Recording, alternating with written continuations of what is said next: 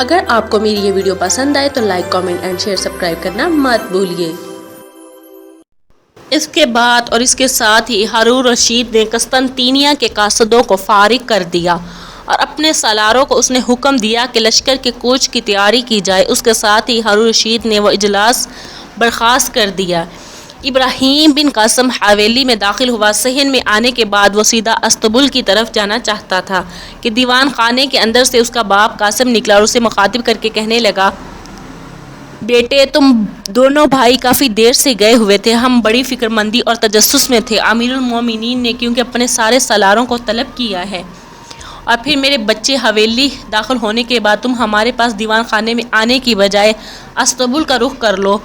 Istanbul کی طرف جانے کی بجائے ابراہیم مڑا اپنے باپ کے پاس آیا، کچھ کہنا چاہتا تھا کہ قاسم نے اس کا ہاتھ پکڑا اور اسے دیوان خانے میں لے جاتے ہوئے کہنے لگا، بیٹے تم اکیلے آئے ہو، بھائی کہاں ہیں؟ دونوں جب نشستوں میں بیٹھ گئے تب ابراہیم کہنے لگا، بابا بھائی ذرا مستقر کی طرف گئے تھے، اس لیے کہ لشکر آنے والی شب کو یہاں سے کرے گا۔ ابراہیم کے ان الفاظ پر جہاں قاسم، عطریف اور سماوا کے علاوہ ریحان کے چہرے پر تجسس تھا، وہاں شازیہ ایک عجیب سے پریشانی اور فکر مندی کا شکار ہو کے رہ گئی تھی۔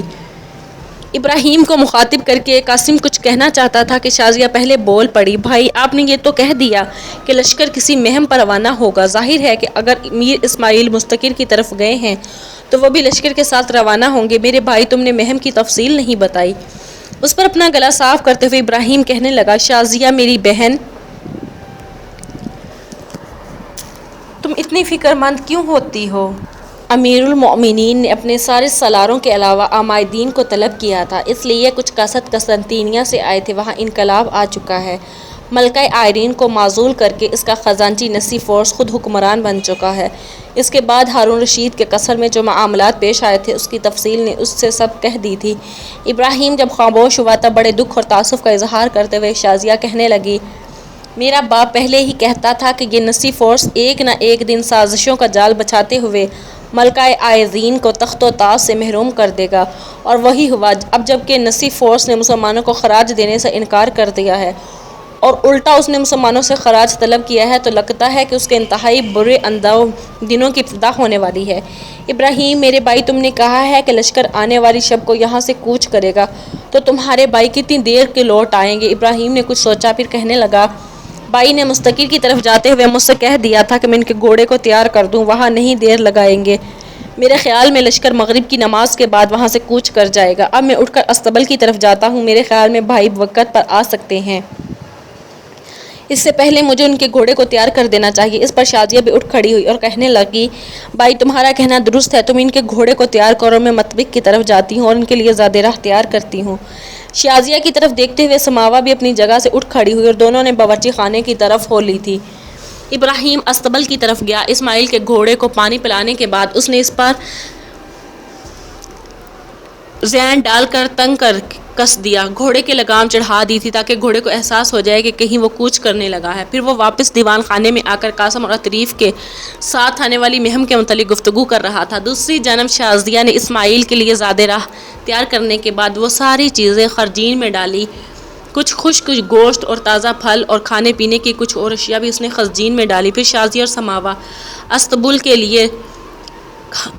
کی طرف گئی، خزین کو زین کے ساتھ باندھ دیا، اس کے بعد انہوں نے پانی کا مشکیزہ بھر کر بھی گھوڑے کی زین سے باندھ دیا تھا۔ پھر سب دیوان خانے میں بیٹھ کر اسماعیل بن قاسم کا انتظار کرنے لگے۔ اسماعیل نے مستقر میں کافی دیر لگا دی تھی، جہاں کہ مغرب کی اذان ہو گئی۔ پھر اسماعیل گھر میں داخل ہوا، اس کی دیر لگانے کی وجہ سے گھر کے سب افراد بڑے فکر مند تھے۔ وہ دیوان خانے میں آیا تو سب کے شکووں اور گلوں سے بھرپور آنکھیں اس پر جم گئی تھی۔ اسماعیل اپنے باپ قاسم کے ساتھ بیٹھے ہوئے اور کہنے لگا، ابا ہم دونوں بھائی اکٹھے گئے تھے، ابراہیم اکیلے آیا ہے، پوری تفصیل اس نے کہہ دی ہے، میں تھوڑی دیر تک اپنے گھوڑے کو لے کر مستقر کی طرف چلا جاؤں گا، اس لیے کہ لشکر یہاں سے کوچ کرنے والا ہے۔ ابراہیم نے آپ لوگوں کو اس کی تفصیل بھی بتا دی ہوگی۔ جب خاموش ہوا تب اسے مخاطب کر کے کہنے لگا، بیٹے کیا اس مہم میں ابراہیم تمہارے ساتھ نہیں ہوگا؟ پدر محترم ابراہیم گھر ہی رہے گا، لشکر میں شامل نہیں ہوگا، تاہم جس طرح گزشتہ جنگوں میں میرا عطریف تھا، میرا ساتھ دیتا رہا، اسی طرح جنگ میں وہ شامل ہونا چاہے تو اس کی اجازت ہے، لیکن اگر وہ گھر آرام کرنا چاہے تو میں سمجھتا ہوں یہ اس کے لیے بہتر ہے۔ جواب میں عطریف فوراً بول پڑا، کہنے لگا، بیٹے میں تو ہر صورت میں تمہارے ساتھ جاؤں گا۔ پھر عطریف کے کہنے پر ابراہیم دونوں اس کو گھوڑا تیار کرنے کے لیے استبل کی طرف چلے گئے۔ جب وہ نکلے تو شازیہ نے اسماعیل کو مخاطب کرتے ہوئے کہنا شروع کر دیا، امیر آپ نے بہت دیر لگا دی، ہم نے سب لوگ فکرمند اور پریشان ہو رہے تھے۔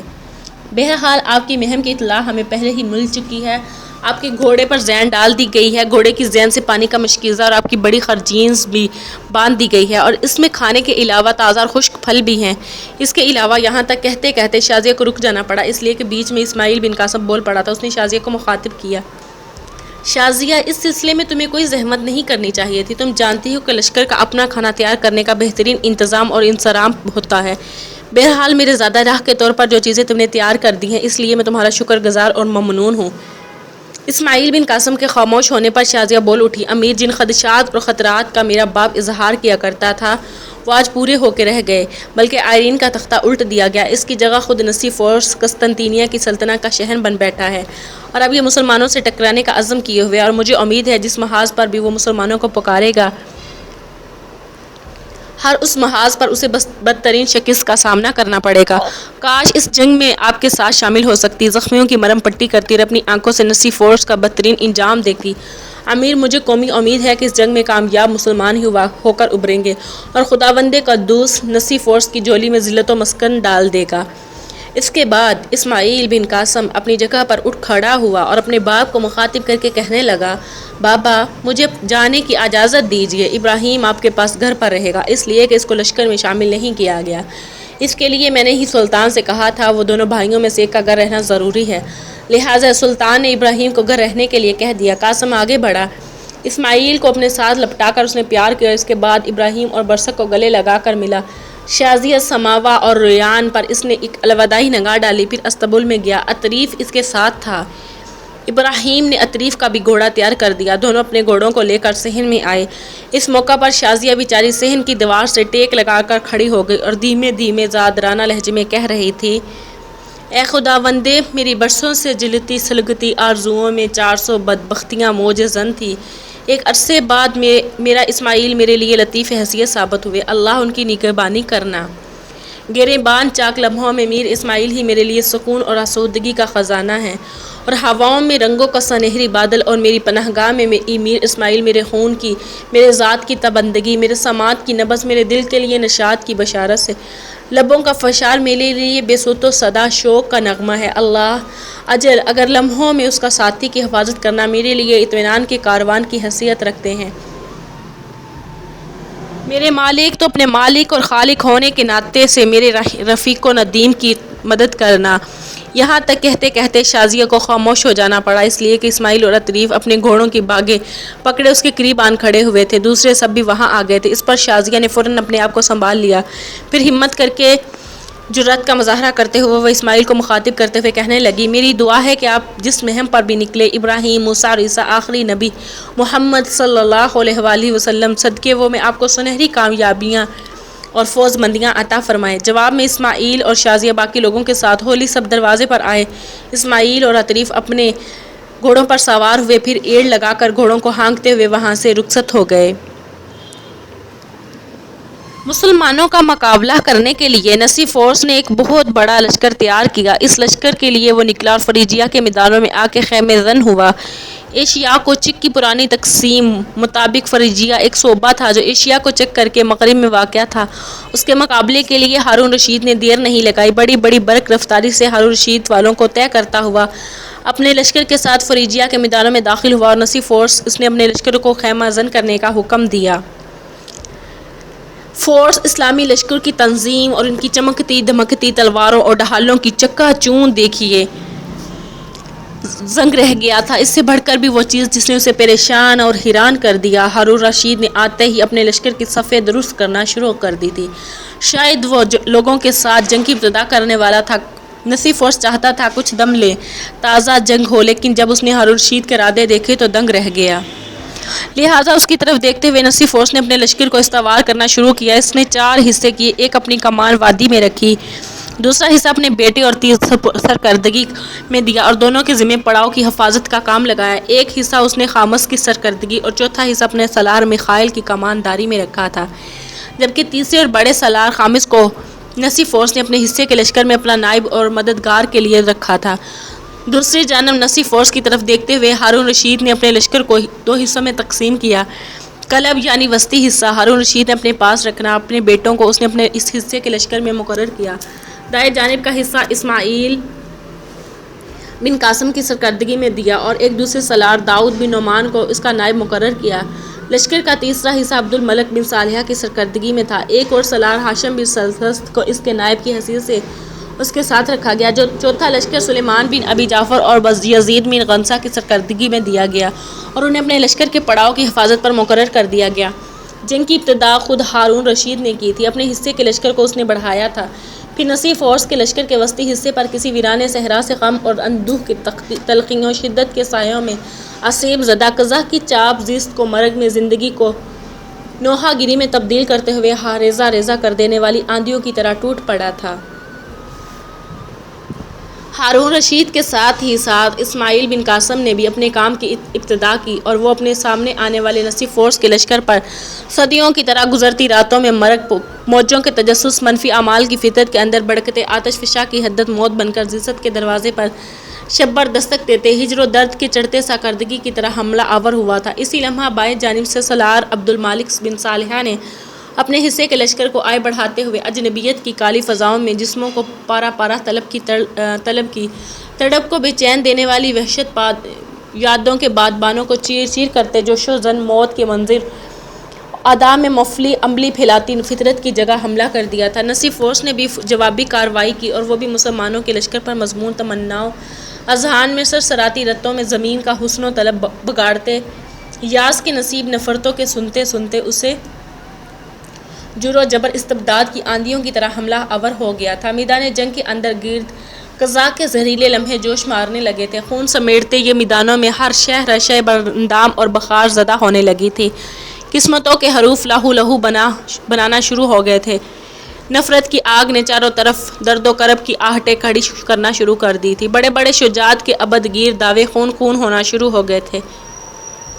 زیست کے ہاتھوں بے ثباتیاں رقص کر اٹھی تھی، ذہن کے اوتاقوں میں حزن و ملال کی شدتیں بر اٹھی تھی۔ پھر دیکھتے ہی دیکھتے بہت حد مسلمان لشکریوں، مجاہدوں اور سالاروں نے نسی فورس کا گھمنڈ، اس کی ساری طاقت اور اس کی ساری شدت اور اس کی ساری جواں مردی کو خاک کرنا شروع کر دیا تھا۔